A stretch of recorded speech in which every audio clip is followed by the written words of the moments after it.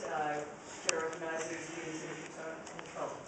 Good morning, Mayor. Good morning, council members. And this is the monthly financial and operations report for the period ending October 31st, 2012. Our office is projecting an ending fund balance of $143.44 million for FY 2013. It's $21 million lower than the projection from the Finance Department. The difference is due to a $21 million higher revenue projection from Finance.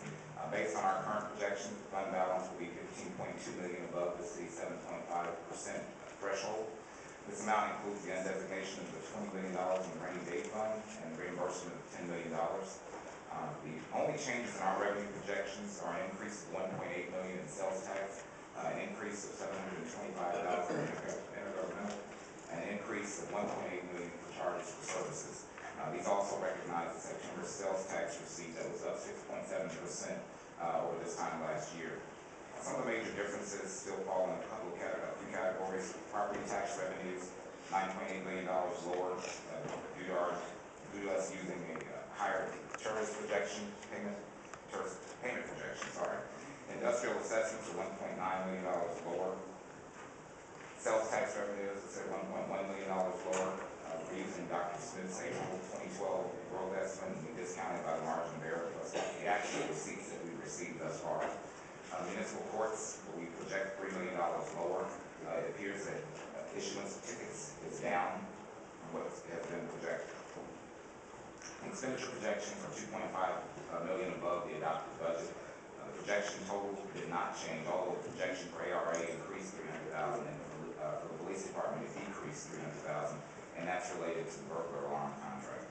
There were no changes in the enterprise funds, and all of the particulars are outlined in the overall health benefits fund. Once again, just want to bring to your attention that you still have a negative net asset balance that you should just be aware of, and I understand that you'll be addressing that as the year goes on. Commercial paper and bonds are set out in the MOFAR as well. All of our variable rate debt is also set out. So we try to keep everything below 20%, and we are at that point right now. Mayor, council members, this is the short version of the monthly financial and operations report for the period ending October 31st, 2012. Good morning. This is the 4+8 financial and operations report for the period ending October 31st, 2012. Our projections are based on 4 months of actual and 8 months of projections. In the general fund, we are currently projecting an ending fund balance of $164.3 million. That's approximately $1.2 million higher than last month. The fund balance is still based on the FY 2012 unaudited preliminary ending fund balance. Our projection for revenues and other sources increased by $1.6 million due to higher charges for services, primarily in ambulance fee collections of $1.3 million. Our intergovernmental projection increased $300,000 due to final receipt of Houston Gallatin Area Council contributions for the City Mobility Phase 2 study. And expenditures are, we got a transfer of $300,000 from Police Department to ARA to cover the burglar alarm administration services contract. And we have no changes in the enterprise fund or special revenue funds, but in the health benefits fund, our non-operating revenues increased $262,000 due to prior recovery related to COVID administration premiums. Thank you very much, and that concludes our report. Recognizes Councilmember Burks. Good morning, Mayor. I have 2 questions. The ambulance, Controller Green, let me ask you this question here, and then I'll talk directly down. Your office, Controller, is projecting a slightly lower ambulance collections. However, at the same time, explain this one-time receipt in ambulance revenues. Explain that to me a little bit better. Ours are actually increased ongoing collections above what we projected for the budget. So it's still low. We are actually, at this point, above budget. We had budgeted $4.3 million, and now we're up to 40. We had budgeted 45.3, and now we're at 46.8 million. All right. Now that is from the finance department, but the controller's office is saying something a little different. I'm actually based on the first 4 months of trends. We will probably adjust those numbers as the year goes on. But right now, we want to remain a little more conservative at this point. based on what the actuals will come in.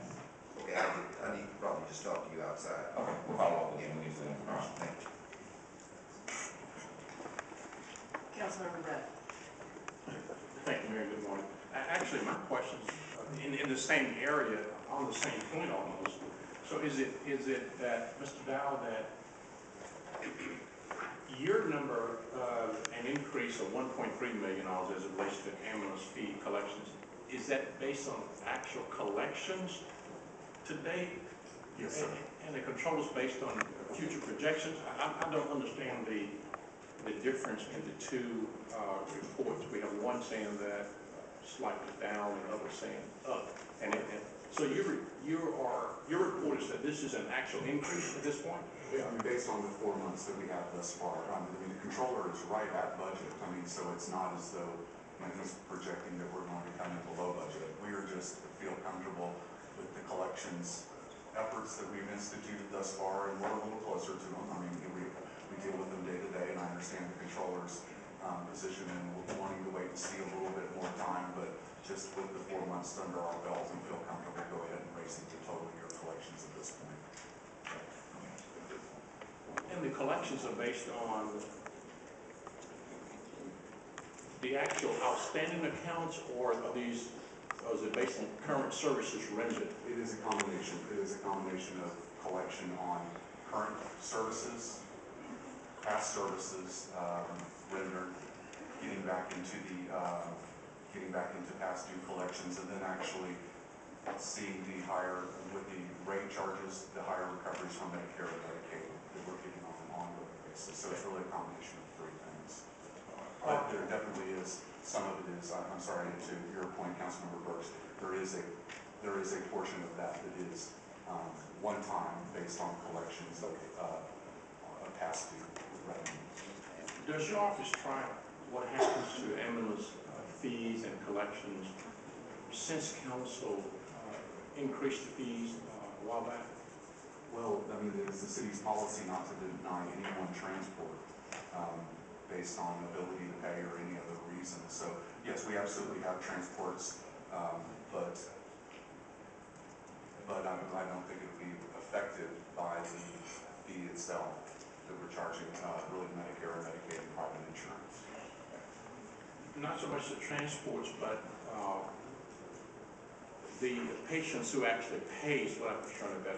Have we seen a decrease in the number of people who are paying because of the additional costs? We went from, I think, about $400 per transport to over $1,000 per transport and mileage. I'm concerned whether there's been a decrease. Okay, yes, absolutely. We can get that information. We track that information on a monthly basis, and we'll have that for the council here. Thank you, Controller Green. Thank you. Mayor, thank you. Councilmember Paulson, Yes. on page 7-13 of the memo report, it does show that although transports were somewhat steady in September, it seemed like there was a dip, and that could be not due to the price increase. It just maybe, I think there was a campaign going on recently where the city was trying to get people to not use 911 services as a form of primary care. So I think sometimes we have to take that into consideration as well. Thank you for your comment. Thank you, Mayor. Any other questions from council members? Vice Mayor Pro Tem Bradford, would you make a motion to accept the report, please? So moved. Second. Discussion, favoring, opposed, motion carries. Thank you. Vice President.